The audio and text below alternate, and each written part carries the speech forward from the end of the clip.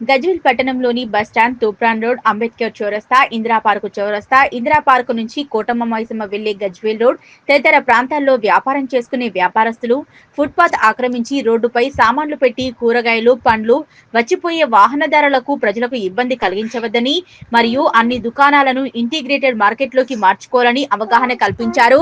Gajwel traffic inspector Murali, Gajwel inspector Ravikumar, municipal commissioner Balakrishna, integrated market committee secretary John Wesley మై, department సిబ్బంది. ఈ సందర్భంగా డిపార్ట్మెంట్ అధికారులు మాట్లాడుతూ bus stand, Toopran road, Indira park చౌరస్తా, కోటమైసమ్మ వెళ్లి రోడ్లో పెట్టుకునే 4 చక్రాల వాహనదారులు, ఫ్రూట్స్ మరియు ఇతర షాపులు పెట్టుకునేవారు రేపటి నుండి 2 రోజుల్లో మార్కెట్లోకి షాపులు మార్చుకోవాలన్నారు. తాత్కాలికంగా షాపులు కేటాయించడం జరుగుతుందని, 6 నెలల తర్వాత పూర్తి స్థాయిలో షాపులు కేటాయించడం జరుగుతుందని తెలిపారు. వ్యాపారస్తులు ఫుట్పాత్లపై మరియు రోడ్లపైకి వచ్చి సామాన్లు, అడ్వర్టైజ్మెంట్ బోర్డులు పెట్టి 4 చక్రాల వాహనదారులు రోడ్డుపై బండ్లు పెట్టుకుని వ్యాపారం చేసుకోవడం వల్ల వాహనదారులు నడుచుకుంటూ వెళ్లే ప్రజలకు ఇబ్బంది కలిగిస్తున్నారని, ఈ రోజు పట్టణంలో స్పెషల్ డ్రైవ్ నిర్వహించి వ్యాపారస్తులకు కౌన్సిలింగ్ చేయడం జరిగిందన్నారు. వ్యాపారాలు చేసుకునే వ్యాపారస్తులు ట్రాఫిక్ నిబంధనలు, రోడ్డు నిబంధనలు పాటించి, మున్సిపల్ నిబంధనలను, మార్కెట్ నిబంధనలు పాటించి వ్యాపారం చేసుకోవాలని సూచించారు. రోడ్లపై సామాన్లు పెట్టడం ద్వారా రోడ్డు ప్రమాదాలు జరిగే అవకాశం ఉందన్నారు.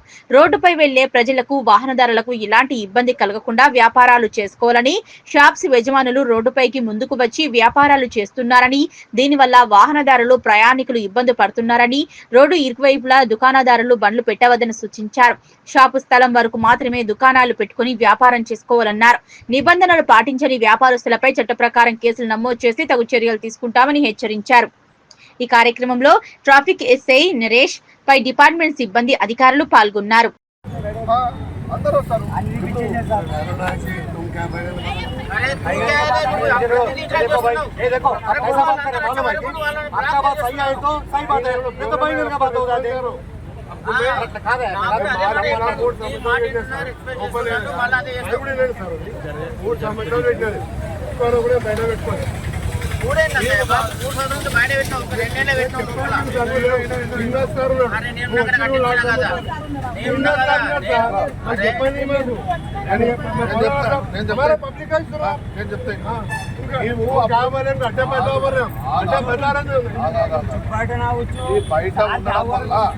బయట లోపల వస్తే ఎవరైనా లోపలికి రావాల్సింది.